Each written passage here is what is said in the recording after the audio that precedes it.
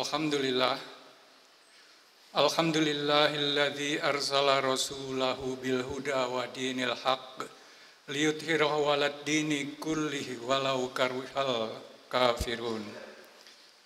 Asyhadu an la ilaha illallah wahdahu la syarikalah wa asyhadu anna Muhammadan abduhu wa rasuluh alladzi la nabiyya ba'dah.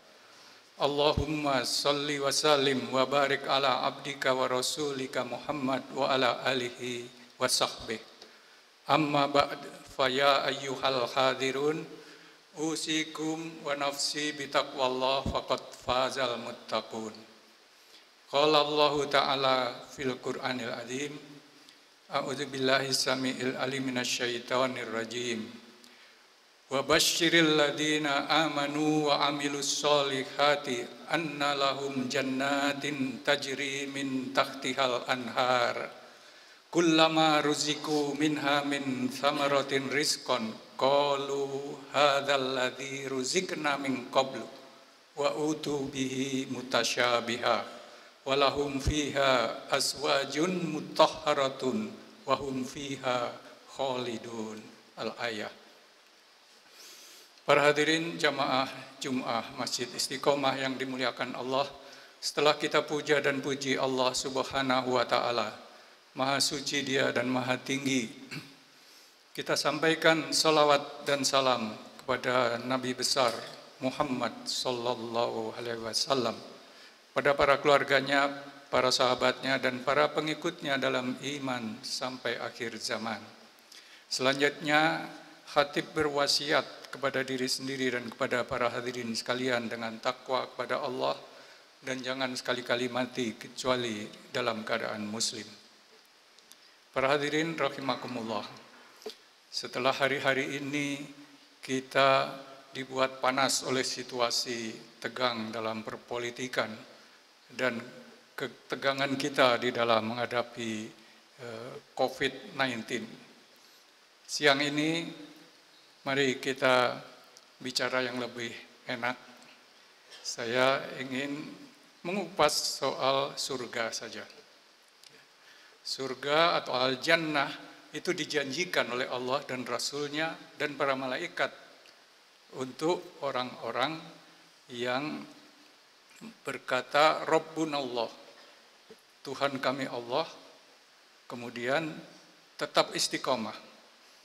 Innal ladzina qalu rabbunallaha tsumma istaqamu tatanazzalu alaihimul malaikatu alla takhafu wa la tahzanu wa absyiru bil jannatil lati kuntum tu'adun. Jangan cemas, jangan duka cita, dan diberi kabar gembira dengan surga yang telah dijanjikan. Kita sebagai mukmin percaya bahwa kalau kita bertakwa, kita beramal soleh, beriman, berjuang, kita akan diberi surga oleh Allah Subhanahu wa Ta'ala. Surga itu seperti apa? 770 tahun silam di Andalusia ada seorang ulama besar namanya Syamsuddin Ahmad bin Muhammad bin Abi Bakar Al-Ansari Al-Qurtubi. Karena dia lahir di Cordoba dan besar di Cordoba, dia diberi gelar Al-Qurtubi, orang Cordoba. Meninggalnya di Asyut di Mesir. Beliau ulama besar yang mengarang tafsir Al-Jami'ul Ahkam Al-Qurtubi. Tapi beliau juga mengarang sebuah kitab, judulnya At-Tadhkirah fi Ahwalil Mauti wa Umuril Akhirah. Peringatan tentang hal-hal maut, mati, dan urusan akhirat.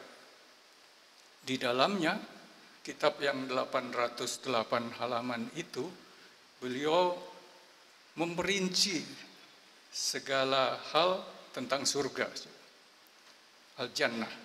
Surga itu seperti apa, pintunya berapa, lebarnya berapa, siapa yang berhak masuk surga, apa-apa yang ada di dalamnya.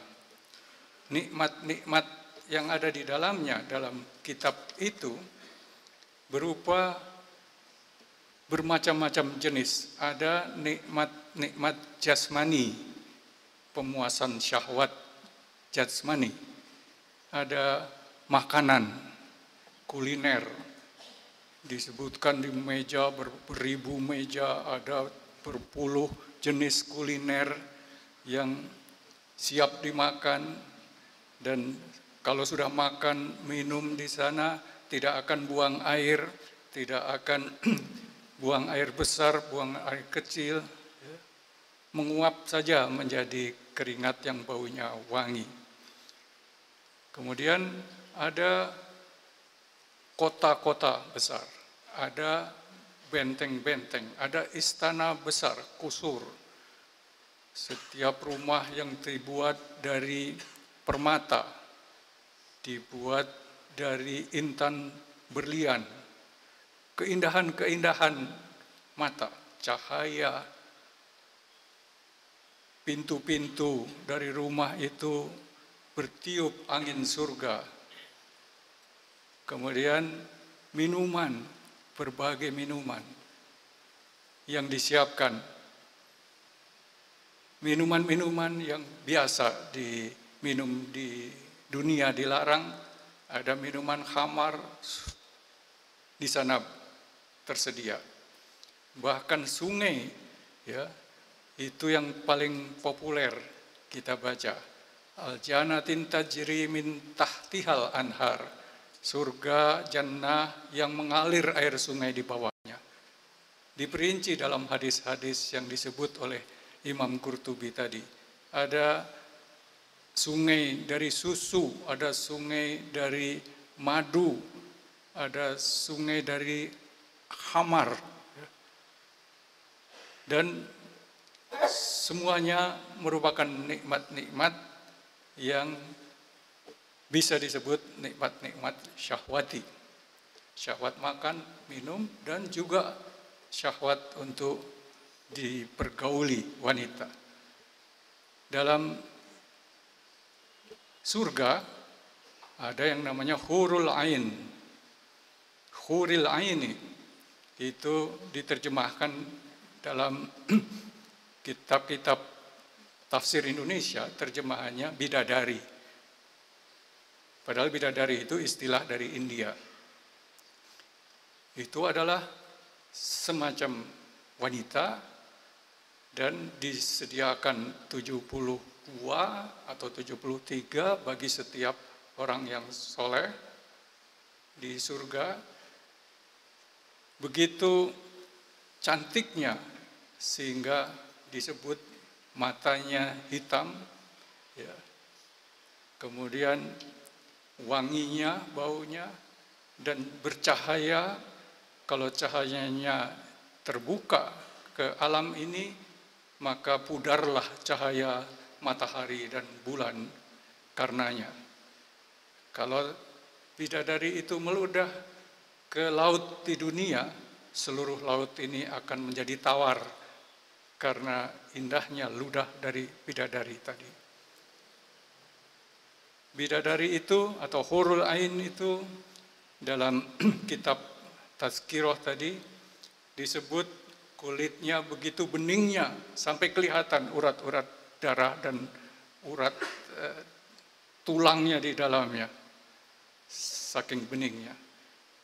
Dan di dalam surat Ar-Rahman berulang-ulang disebut lam yatmithunna insum qablahum walajan. Tidak pernah disentuh oleh manusia atau jin sebelumnya. Mereka bertelekan, berhadap-hadapan di bawah kemah. Hurun maksuratin fil khiyam, di bawah kemah-kemah. Muttaqiina ala rafrafin khudrin wa abqariyin hisan. Para sahabat ada yang bertanya, ya Rasulullah, kita diberi bidadari banyak, apakah kita gauli semuanya seperti di dunia? Maka di kitab tadi dalam hadis disebutkan Jangan takut ya, karena laki-laki surga diberi kekuatan seperti 100 kali laki-laki dunia. Untuk jima, untuk makan, untuk minum. Begitu detailnya diperinci, sampai-sampai banyak orang yang membacanya, orang muslim yang jengah, yang merasa kok seperti ini nikmat yang dijanjikan, kok sangat seperti melampiaskan nafsu yang dilarang waktu di dunia. Di sana bisa minum arak, bisa menggauli wanita-wanita banyak, makan minum sekenyangnya, berpakaian yang bertatahkan berlian, mutiara, sutra-sutra yang dilarang di dunia, minum dari cawan-cawan emas dan perak.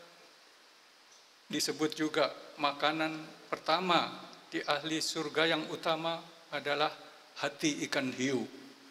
Di dalam Quran disebut ada daging burung. Semuanya terasa seperti nikmat badaniah.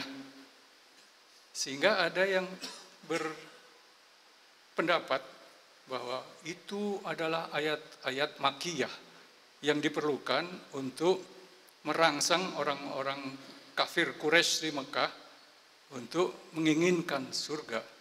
Setelah di Madinah, maka ayat-ayat di Madaniyah tidak lagi banyak bicara tentang nikmat-nikmat vulgar atau nikmat-nikmat surga seperti itu.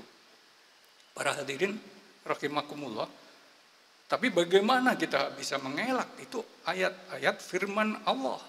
Itu adalah hadis-hadis sahih dari Rasulullah. Rupanya ada hiburan dari Allah buat mereka yang tidak begitu senang dengan rangsangan fisik tadi, bahwa di surga juga ada hal-hal yang tidak bisa digolongkan pada hal jasmania, tapi ruhania. Misalnya, salamun qaulam mir rabbir rahim. Salam, keselamatan dari Allah, ya, dari Allah yang maha pengasih. Itu tidak bisa disebut nikmat jasmani. Kemudian ada ampunan dari Allah. Kemudian dalam hadis di Tazkirah tadi juga disebut nikmat yang paling tinggi untuk ahli surga adalah bisa memandang wajah Allah tanpa halangan. Nah, kemudian kekal dan abadi, kholidina fiha abada. Kemudian la tasma'una fiha lahwam wala kidzaba. Di sana tidak didengar kata-kata omong kosong, kata-kata main-main dan kebohongan dusta. Itu hal-hal yang non jasmania. Sampai-sampai Rabi'ah al-Adawiyah, seorang sufi wanita, itu bersyair, ya, wahai Tuhan, kalau aku beribadah karena ingin surga, haramkan surga untukku. Kalau aku beribadah karena takut neraka, aku meninggalkan maksiat takut neraka, jebloskan aku ke dalam neraka.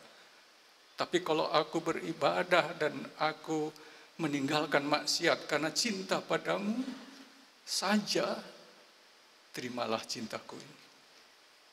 Para hadirin rahimakumullah. Jadi ada yang berpendapat bahwa sudah saja ayat-ayat surga itu kita baca, kita imani, tetapi tidak usah dipikir lebih dalam.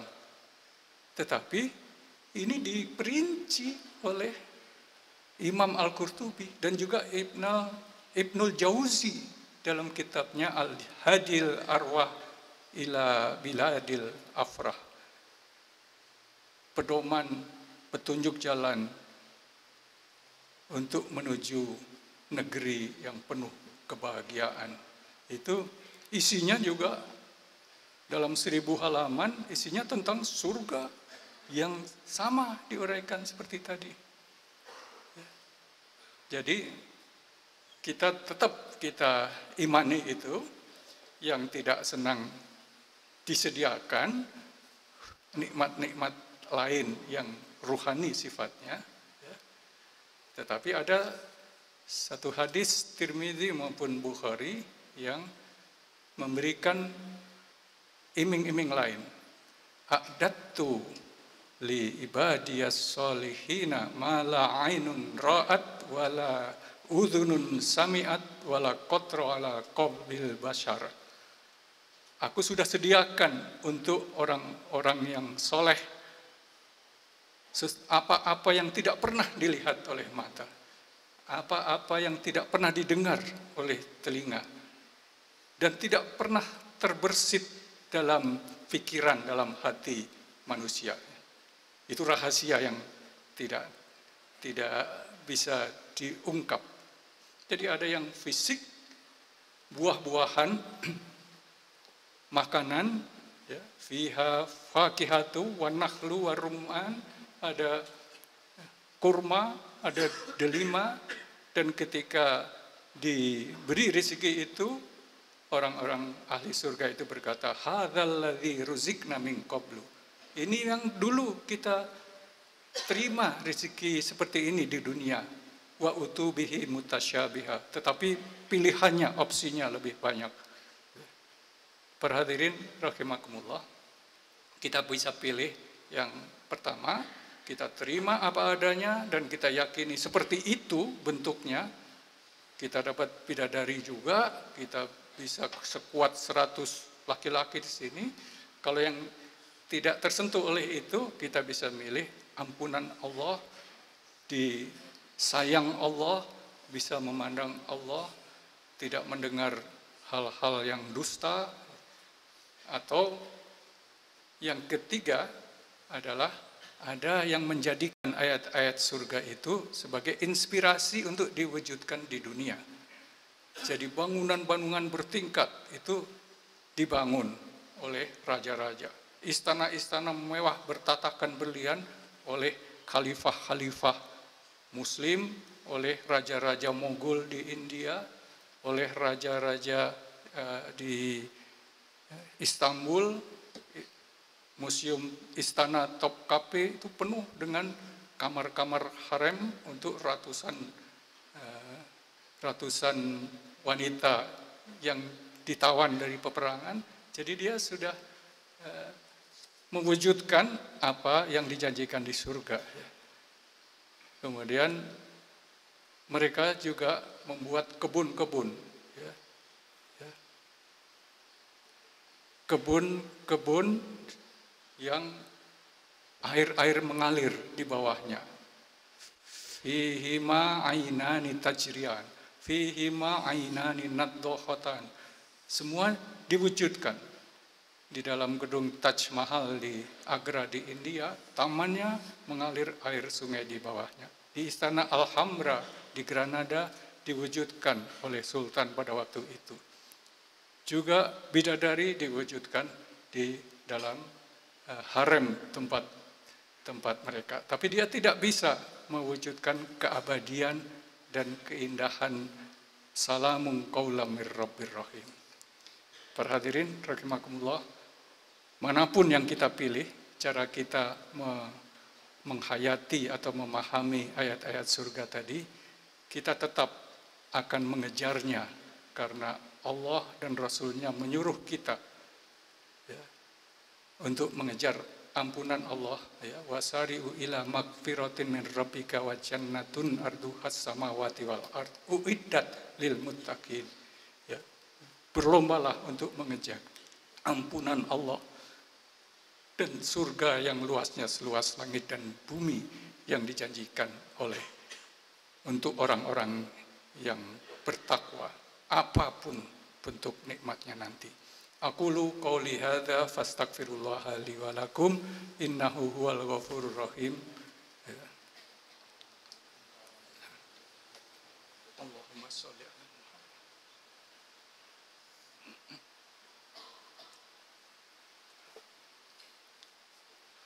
Alhamdulillah. Alhamdulillahi wahdah wassalatu wassalamu ala man la nabiyya ba'dah. Asyhadu an la ilaha illallah wa asyhadu anna Muhammadar Rasulullah.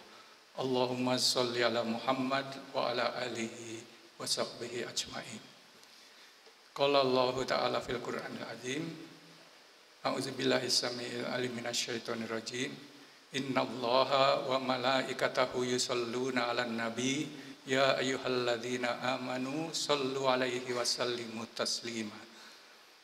Marilah kita di khotbah yang kedua ini berdoa kepada Allah, mohon ampun atas kesalahan-kesalahan kita dan mohon diberi Allah kebahagiaan di dunia dan di akhirat. Astagfirullahaladzim, astagfirullahaladzim, astagfirullahaladzim, li wali walidayya wali jami'il muslimina wal muslimat wal mu'minina wal mu'minat al ahya'i minhum wal amwat. Allahumma gfirli wali walidayya warhamhuma kama rabbayani shaghira. Allahumma hassil maqasidana fi umuri kulliha. Allahumma inna nas'alukal huda wat tuqa wal afafa wal ghina.